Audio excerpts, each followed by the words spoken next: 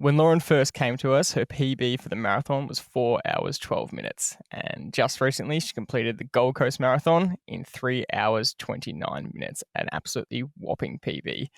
For reference, that is 5:58 minutes per kilometre pace for her old PB of 4:12. And at the Gold Coast Marathon, with the time of 3:29, that's 4:58 pace. So 5:58 down to 4:58. That's a minute quicker per kilometre. An incredible improvement. And we want to go through this as a case study to see what we changed with her, to see how we helped her get this improvement. So Dad, when she came to us, she was running, and she was running semi-consistently, but she was doing a few things wrong. So we want to highlight some of the things she was doing wrong, and then some of the key changes we made. And to start with, I think if we look at the main factors of frequency, volume, and intensity, all three of those things needed addressing. And frequency, she was probably only running 3 times per week. In terms of volume, it was very low volume, especially if you're training for a marathon. It was probably averaging between 25 and 45 kilometers a week. And in terms of intensity, there was no variation in the session. So talk to me about what your mindset when she came through, what you saw in her programming, and then what we needed to change. Yeah, it's a great story, Jordan.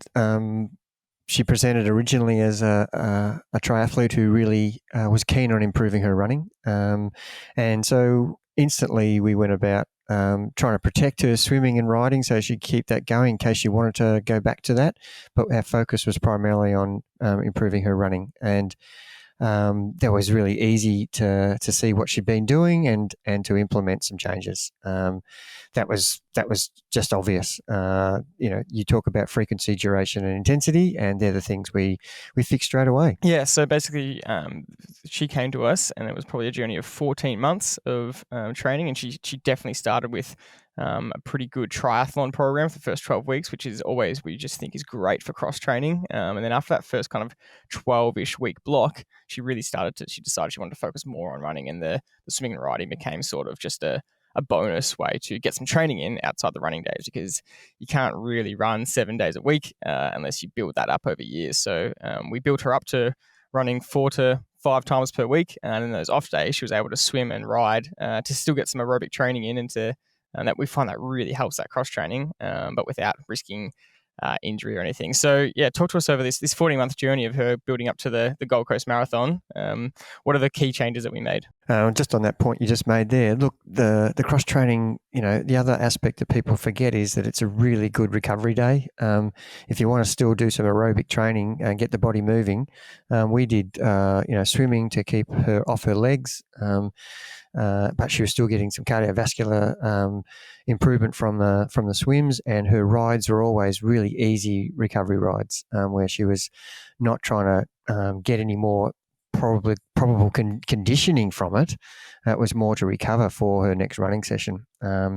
So we really tried to change up the runs that she was doing, and straight away we tried to make her as strong as possible. And as everybody would have understood from listening to years of our podcasting, the strength is the key to the back end of any event. And if you want to hold the pace from start to finish, which is really the key to getting that result you want, you need to be strong. And you don't necessarily need to be fast in a marathon. You just need to be able to be strong to hold that pace and not fade. So the hills are the things that we really pushed, and we pushed that early on. The endurance run had lots of hills in it, and specifically we had some hill repeats on another day. So that's how we started building the strength into her body and allowing her to absorb the load, and that is really critical. You don't push that too hard too early, because you could end up injured. So we had to really be careful with that and progress slowly with that, and at the same time still doing some aerobic running where we're building that up from 30 minutes to 40 to 60 minutes over a period of 4 to 6 weeks, and really just getting her body used to running 4 to 5 times with variations in intensity, whereas before she was running 3 times, maybe 4, but with the same intensity every run. And that's the glaring difference that we tried to implement, is it's that variety of whether you're running marathon pace, whether you're running some tempo that's maybe close to half marathon pace, or whether you're running some intervals that are close to your threshold. There are 3 different runs that you can do that could really give you that variety, so that when it comes to race day, you've actually experienced what the training at race pace is. You've experienced the training at what faster than race pace is. You've experienced hills. You've experienced strength training.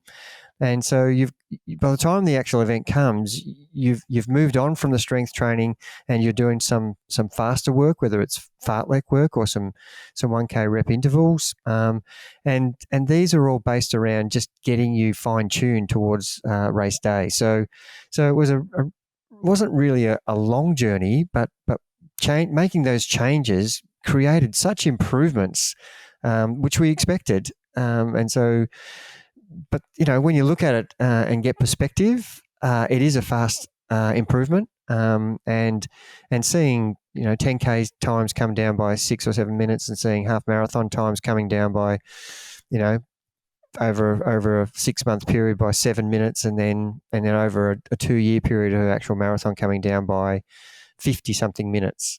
So they're things that you would expect if you've got the right program, you've got the right structure, you've got the frequency, you've got the consistency, and they're all things that we're really pushing. And it's expected, but it is always not going to happen for every athlete. So in that sense, we're really pleased that she actually managed to execute, and that's one of the things that we need to talk about too, is the execution. Yeah, so I want to finish off with some core sessions, because that's what everyone wants to know. What did she do exactly, and then also intertwine that with some of the key changes we made, and just to lay out some of the stats. The 3 main factors, like we said. So frequency, over the 14-month period, we built that from averaging 3 runs a week to more likely 4 or 5. Volume, again, that went from 25 to 45K a week average up to 60 or 80. And that was a very, very steady progression. And something we're really proud of is if you look at her Training Peaks graph of running volume from when she started with us to the end, it is such, if you drew a straight line from the week she started to the Gold Coast Marathon week, it is such a perfect linear progression. Obviously, it's not every week isn't just going up the same amount of volume each time. It's kind of 2 or 3 weeks on, 1 week off, 2 or 3 weeks up, 1 week down. It's that kind of step process. But when you draw a lot straight line, it is really such an ideal linear progression, which is a really safe way to do it. And in terms of intensity, like you said, we changed up some variation in the sessions, which we want to touch on. But before we get to the core sessions to finish off with, just some more of the key changes we made, and this is really part of our training principles, is testing regularly, getting some variety in the sessions, getting her into some races. And like you said, she went from a 49-minute 10K runner down to 43. She ran a 1:36 half marathon PB in April this year, which she was absolutely buzzing about. And that was 7 minutes down, I think, from her previous 1:43, 1:44 half marathon PB. And so this all sets her up to be able to run really strong and really well for the marathon. So talk to me about this last thing you wanted to teach, which was execution, and then we'll finish off with some core sessions, which is what everyone wants to know. Yeah, and arriving at race day, understanding what your ability is, and that's what execution is about. And execution should be practiced from day one. And every session you're doing, I'm asking you to do marathon pace, or I'm asking you to do threshold pace, or I'm asking you to do tempo pace. That's where you should be practicing the execution of that day in training. So when it comes to race day, you are so well acquainted with how to execute from start to finish that you will get it right. And if you don't do that in training, you're expected to do that on race day without actually practicing that.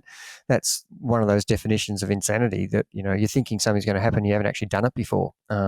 So the execution, if we lined up the same person with the same level of fitness, and one had a race plan that was based around accurate training numbers, and the other one had a race plan that I'm going to just have a crack here and go for it, with the same fitness, you will get 2 completely different outcomes. And that's how important execution is.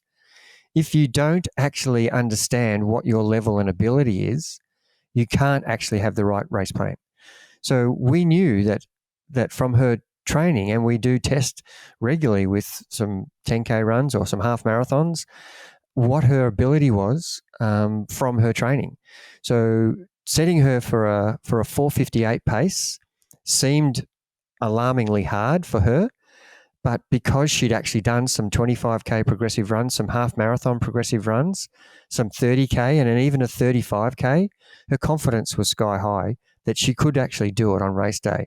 And it was just a matter of her holding back and being patient on race day and not getting carried away with everybody around her rushing off at the start and running a pace that's unsustainable. And so she did have that patience, and she did basically execute brilliantly from start to finish. And it's quite remarkable because her watch wasn't really working that well. She was having to mathematically work out time. She only had start time and finish time. So she was, every 5K, she was actually making it, trying to work backwards. So she knew she started at, I don't know what the time was, 6:05 or 6:35. And when she got to the 5K mark, she had to be there at a certain time. And she was trying to work out whether she was too fast or too slow. And that, that in itself is a great example of someone who's really understanding what pacing's all about and searching for the answer, even though it's a roadblock put straight in front of her. That's great clarification. I did want to clarify that when we say the word testing regularly, we actually don't mean lab testing. We do mean field testing. So, 5K park runs, 10K time trials, like you said, half marathons or progressive runs, which is our term for these runs where you start off very conservative at a conservative pace, which might be below your ideal race pace, but you finish above it. And it's just to practice that execution, which is the key to a marathon, which we've said so many times. So to give the people what they want, some of the core sessions, everyone's always saying, well, what did they actually do? Like you said at the start, that one of the key sessions was hill repeats. So, this builds up from 4 by 2 minute hill repeats up to 6, up to 8 at a pretty steady pace. They're not sprints. Some other key sessions, tempo intervals. So that's at half marathon pace, doing some longer kind of interval work. Zone 2 runs, really important, that aerobic, easy endurance. The endurance runs in the hills, like you said, trying to get that strength. Really key point, the longest run that she built up to, for her specifically, this is different for each athlete, but for her, the max one she did was about 2 hours 40, 2 hours 45. Is that correct? Yeah, the 35K run, and she ran the race pace pretty much for that, and that was a huge confidence booster to her just out from the marathon.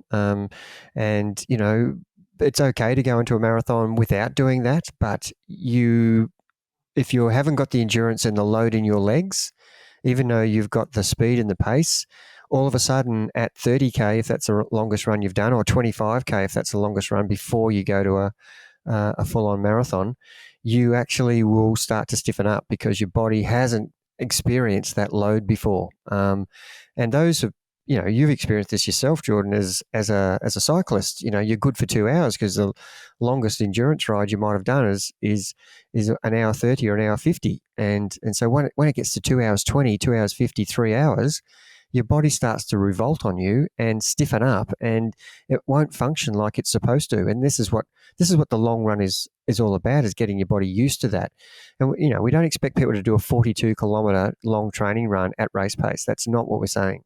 But that was one of the key sessions, was to build that up from a half marathon to 25K, 30, and even for 35K for some people who really need that confidence booster. And one thing to mention is that we didn't completely disregard high intensity work. We just gave it to her once we were confident she could handle it with minimal injury risk. And so, a really common session is 1K intervals, and not everyone can handle that early on. And so it is very popular to start with that kind of training, which is fine if the person can handle it. But eventually she was able to handle a 6 times 1 kilometer high intensity session. But it should be said that she was able to get these, PB improvements without those sessions in there, but definitely towards the back end of the program when she could handle it, it was a great top up and booster. And then the actual structure, like we mentioned, was 2 or 3 weeks on, one kind of deload recovery week. Is there anything to finish off for any marathon runners out there who are inspired by such a massive PB? What's the lesson here they can take out of this of improvement?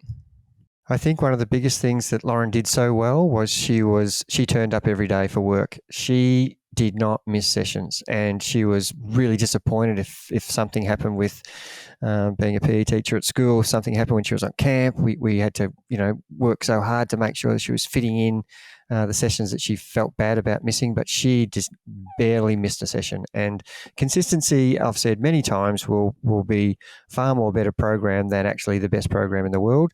So just making sure that you are consistently running and doing your program each week, that will do wonders for your end result. There's many other things that contribute to it, but consistency is one key thing. Yeah, that's a great way to finish. I mean, we've spoken a lot about what we did, but she was the one actually doing it. And so, from Trivelo perspective, we're very proud of Lauren. It's a really incredible improvement and a really incredible run. And as you mentioned at the end, incredible execution, which is so down to the athlete, and they have to be disciplined enough to do that. Otherwise, they won't get the marathon result they want. So that's a great way to finish. Congratulations, Lauren. We're really proud of that result from you, and we hope you enjoyed this case study.